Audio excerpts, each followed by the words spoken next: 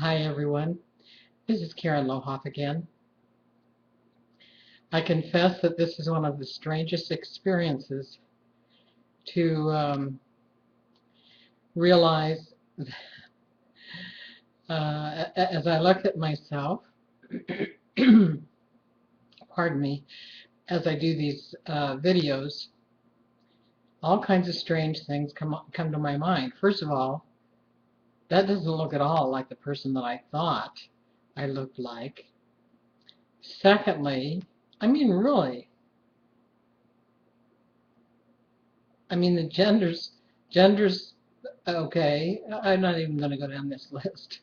But then another thing that's so strange is that I can't seem to keep my head up. I mean, it's up at the moment, and it feels kind of okay. But see, it, it feels better over on this side. Kind of odd. Well, that's not what this whole video is going to be about. If you've never watched one of my videos, I hope you haven't already slammed the phone down, so to speak. But I will tell you that we're going to start off with a quote. I don't know how many of you were acquainted with Dennis Waitley, or are acquainted with Dennis Waitley. I haven't seen hide nor hair of him for decades, so I guess I'm kind of questioning. But I did find that this quote was his. Interestingly, the site that I found it on said they didn't know who to give credit to. And as I went through the top 10 on the Google, after I Googled it, there were 3 sites. One that does quotes almost entirely, and they hadn't checked out whose quote it was.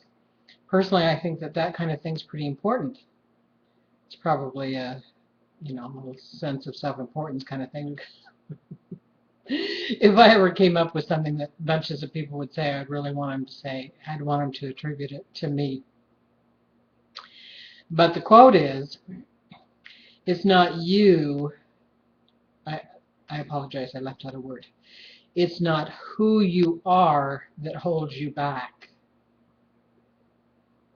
It's who you think you are not. Does that grab you in the same way it grabs me? It's not who you are that holds you back. It's who you think you are not. You see, I've been wrestling with an awareness that I wish I had picked up on many, many years ago. And who's to say that I didn't? Who's to say I didn't figure this out many years ago and then just never thought about it again? You know how that is, don't you? If you're very old at all, you've had things that you grasped in your life, and then maybe you're around one of your 12 siblings or something, and you say, well, I didn't know about this. And they say, what? You certainly did. You talked about it at length. You did 12 seminars on it, and you wrote a book about it. How can you say you didn't know about it? Of course, I'm being very facetious. In fact, what I probably really should do is just simply go to bed, take a nap. But I think that this fits the circumstance I've been, yes, kind of beating myself up over for the last little while. It's not who you are that holds you back. It's who you think you're not. You see, I have, like many of us, now it would interest me, and I so much wish some of you would comment in this blog post. If you're happily married and you've been long-term happily married, and your life has just been like you thought it would be, just like you expected it would be, just like you planned for it to be, I would really be interested to know how many people would be on the internet and would be looking around at things and run across this and have the opportunity to make that kind of a comment. Because I can tell you for sure that I thought, as I was growing up and as I was going to school, that I would marry and I would be married, the rest of my life, and everything would just be as a person would expect and hope. And that hasn't been the case at all. And so I have found myself recently thinking how ideal it would be to finally have an ideal relationship. And I hadn't done anything. I hadn't gotten on these dating sites. Well, that's not totally true. In case you see me around on Zoosk, which I think is Facebook, I mean, I feel like I absolutely got roped into that, and rather than deal with all the politics of extricating myself, I just close my eyes and hope it goes away. But someone let me know that they'd like to get to know me, and I have to tell you, I was just completely suspicious. I mean, it's like, what, am I out to insult myself? What, I want to slap myself upside the head and say, nobody could be interested in you? I mean, it's silly sometimes, the things that we think. And I realize that the climate has changed for many of us. It's not like it used to be. And one needs to be a little bit cautious and kind of think those things through. But bottom line, the result of that, I realized that I wasn't ready to receive what I had wanted. Now, if you have read any of my blogs prior to this one, well, that wouldn't help you a particular lot.